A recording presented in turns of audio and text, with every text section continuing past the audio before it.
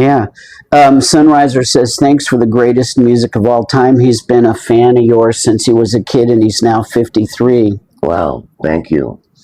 Thank you very much. Yeah, Morgan Claire says, it was wild. My mom covered that era and was a huge fan. David Pineda says, the Texas Jam. Did you play the Texas Jam? Don't remember, honestly. Oh, I don't either. I mean, I can't figure it out. I don't remember Texas. I do remember the first time they did the Rocklahoma. And the first time, and it was funny, these two farmers, they knew nothing about rock. They knew nothing about anything, and they wanted to put a stage on their farm field. And we ended up having like 50,000 people, and they were farmers, and they pulled it off. And they had all these bands, 3 stages, and they had people help them. And that was like I was thinking, where are we going to? Because I looked at our GPS, so I go, we're playing in the middle of a cornfield of Oklahoma, and it's in the middle of nowhere. We showed up, and there was like 50,000 people. And that was the first Rocklahoma. It's sad it's just disappeared now. It disappeared, Chevy's like one of my big fans, and he's a great guitar player, but he said The Hunter is the song that introduced him to 80s hair metal. Oh, really? The Hunter? Yeah, it's got that nice... That's a great song. Groove that George brought that. It's funny about The Hunter is that George wrote the music, and he was going to make it an instrumental.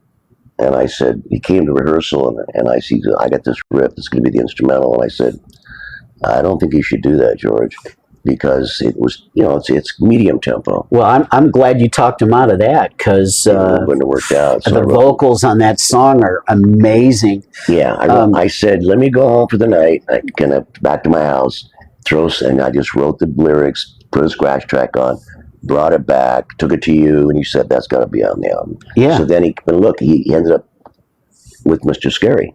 Yeah. Which is way better as an instrumental than The Hunter. Yeah, and speaking of Mr. Scary, Miss Scary is here. She lives in Sweden. She asked me if you think you'll ever play Sweden again. Will you ever go to Europe? Well, it's funny. We were supposed to go there a year and a half ago. We had an awesome tour booked, all the festivals, and I crushed my ankle. And the doctor said, I was in a cast, and he goes, if you walk on that, you could lose your foot. And this is like 2 weeks for the tour. And I said, well, put me in a cast. He goes, I can't. He goes, because it's the worst place you can break your ankle is the skinny little bone, the tibia and the fibula. And I had this huge tour booked, and we had to cancel. I felt so bad. And it was a really great tour, like Italy, Spain, Sweden, Norway, Denmark, France, and we had to cancel. Yeah. Now, I know you're working on some dates this fall, right? Like, you're doing this show, and then you're going to be on a hiatus for 6 or 7 months, and you're working on some dates for this fall. We got a lot of dates, but I can't even remember where they are. I think most of them are like East Coast, like Penn Peak and Pennsylvania. I did see there's one booked in San Juan Capistrano. That's the only one I see that's actually booked. That's the only club we're going to play. Is that the warm-up for the big tour? Correct. Yeah, that's like at the Coach House, and that's the only quote-unquote club. We're mostly playing like amphitheaters, 2,000 seaters. Killer. And I said, I don't want to play clubs. I think we passed that up a long time ago. It's just a means to an end to get the boys, half the boys from Connecticut to L.A. We'll go play the Coach House, and if we're terrible, then nobody will know.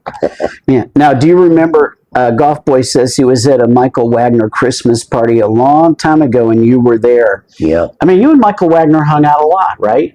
Well, I met him in 79. In Cologne, right? Yeah. No, actually, it was Hamburg. Oh, in Hamburg. Okay. And it was weird. There was a building here, and there was a building over here, like 6 stories, and he worked in a recording studio on the left building. And ironically, he lives in Tennessee. The studio was called Tennessee Ton Studios. How ironic. And then he ended up in Tennessee, many years later. Well, he started me. We did demos. Yeah. No, Don, you introduced me to Michael Wagner. He was great. And I ended up sponsoring him to get his green card, his visa to work in the U.S. Yeah. And I never looked back. I think it's one of the greatest gifts to give somebody as talented as he is. And I kept telling him, I said, you don't want to stay in Hamburg and up on the top of this building just doing, they call it Schlager. It's German. It's like Yeah. very strange music. Yeah. And Michael and I became the best of friends. He lived at my house. He said he came to America and he had like $500 on him. That was it. Yeah, no, I mean, he Slept was on my roughing it. couch. He was roughing it. But, back then, if someone from a major record label would sponsor someone for a visa, you could get them in the right to work here. And I was very proud of you introduced me to Michael, and he worked on your record. He worked on a bunch of records for me over the years, and He took off. He was like, I called him to do one of my records. I don't know, I'm booked for the next 18 months. And I went, wow. I remember those days. Remember that? And I turned him on to Skid Row, and he ended up making that great debut record with Skid Row. And first one. I was supposed to sign the band, but Kolodner slept with Ahmet Ertegun's assistant, so and he slept with her so that she did that so she could get the execution copy of the Geffen contract with Skid Row, and then the band just never showed up at Michael Guido, their attorney's office, to sign my deal. They ended up signing a deal at Atlantic for like $6 million. Really? Yeah, and it was all over. Kolodner said, "If you sleep with me, I'll give you the executable contract," because he was also sleeping with the assistant to the head of business affairs, so she had access to it. It's you never know what kind of shenanigans go on in the music biz. So they knew what the competition was for Atlantic. Oh yeah, how much? That's a lot of money. For Ahmet hated David Geffen, and David Geffen didn't really like Ahmet either. And so Ahmet just our deal was for like $1 million. And Ahmet just said, "I'll give you $6 million." And Doc McGee couldn't wait to get the contract signed for $5 million extra. That's a lot of money for your first album. For a debut record, heck yeah. That's crazy, man. We didn't get that after we'd sold millions. I'm telling you, it's the craziest thing ever. And she wrote a book, Dorothy Cavallo, and I read about it in the book, and I was like, Doc never told me, no one ever told me how I lost Skid Row, and now I'm reading how it happened in this book, and that John Kolodner would do something like that. It was crazy. Yeah, Kolodner liked his women. He did. And, you were like the Pied Piper back then, right? Yeah. Don, the Pied Piper of rock and roll. I hooked up John, I guess, quite a few times on the road. You had like the greatest Rolodex ever. Oh, man, it was funny. I remember the last time he was on our bus, he said, "Don, it's over."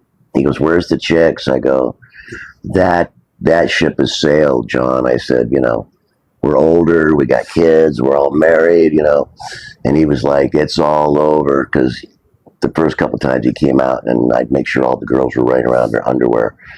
So, and he liked that. But then it was all of a sudden we're all sitting there reading books. We got older. Yeah, we got older. So I had another fan ask this question, which is, what is your favorite venue that you ever played in Iowa? In Iowa? Is there a venue there you remember? Or I don't know where it was, but there was an Iowa Jam I think you were one of the headliners for. Yeah, I don't remember, and that's the sad thing. After doing 1,000 shows, I don't remember. I always say, they say, I say, where haven't I played? People always say, "Where have you played?" I go, no, the question is, where haven't I played? And also going to Japan, doing 8 shows there, going 7, 8 countries in Europe. I really, honestly, when you're going like this, I forget. Because you're in the bus, and you get on, and you wake up, and I'm like, where are we? Yeah. I don't know. Well, and I can totally relate to that, because when I managed Tesla, they're like, "Okay, you're going to manage us, but you're also going to be the road manager." Shit. I got a baseball bat, and when I went to settle with the promoters, I went in with the baseball bat, like the guy in Spinal Tap, like right? Guido, yep. Yeah. So, it was kind of funny, but, everyone has this vision of glamour about what it's like to be out on tour. And it's not. You're riding around on a bus, and you lose track of what day it is, and you're sleeping on a bus. Someone wakes you up to go to a sound check, and someone woke me up so I could wake everybody else up to go to a sound check. And a lot of times, unless there's some momentous thing that happens at a specific gig, it's hard to remember where you Right, are. unless there was something special that happened. And that was the problem but you wear out. And of course, the managers, when you're at the top, they want you to play like 3, 4, 5 shows a week. And I'm like, well, when your strings wear out in a guitar, you change them. When my voice goes out, I'm screwed. I have to rest. Yeah. So the Dover affair says that he played a gig with you, with Dokken and Jack Russell in, this is for real, Toadsuck, Arkansas. He said it was a very cool gig in Toadsuck, Arkansas. Do you remember that? No. Toadsuck. And he goes, you were That's cool. a real place? Yeah, Toadsuck, Arkansas. Let's look it up on a map. But anyway, he says that you were very cool to hang out with and talk to. So, Yeah, see, Don's nice to everybody. Nice. Yeah. It depends who you're asking. If you're Hey, asking George, then he might have a different opinion. Yeah. Let's see. Okay. Do you still have the jacket and the hat in the In My Dreams video? Yes, I'm wearing it tonight. The jacket or the hat? Both. Okay, so Don is wearing the hat and the jacket from the In My Dreams video at the show tonight. That was a good question to ask. Yeah, there's a story about that. Okay. That Let's hear it. jacket. Well, I had that slow motion, and it was raining on me, and I'm spinning around. So the wardrobe girl sewed all these fringes, so it was kind of waving around, and then I lost it for like 20 years. Somebody took it. No, I thought they didn't. I was saying some bitch took it. Yeah. And 20 years later, I'm in my storage locker, leftover broken equipment, broken cases. Yeah. I've been there, done that. You know that in the storage locker, and you're trying to see what you can salvage.